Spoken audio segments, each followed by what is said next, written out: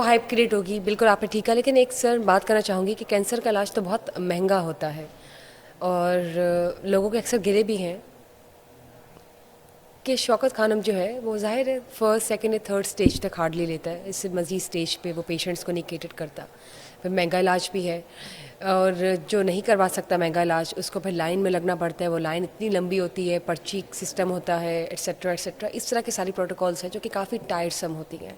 आपको क्या लगता है कि इन सब चीज़ों को हैसल फ्री करना चाहिए या नहीं? क्योंकि cancer patient is coming from a different background in terms of psychologically वो वीक है, डिप्रेस्ड है पहली कि उसको कैंसर का इशू है।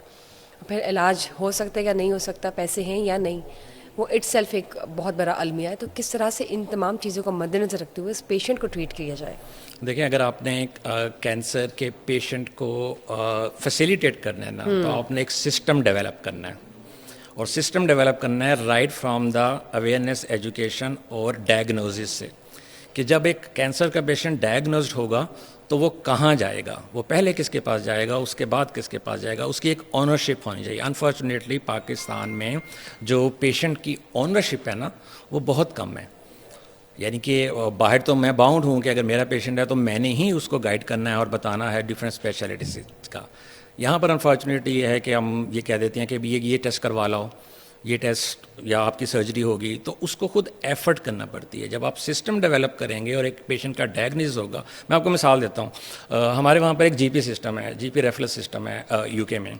तो अगर जीपी को लगता है कि ये कैंसर है तो वो एक रेफरल बनाता है स्पेशलिस्ट टर्शरी सेंटर को, उसको हम कहते हैं 2 वीक वेट रेफरल, कि 2 हफ्ते में आपने इसको देखना है।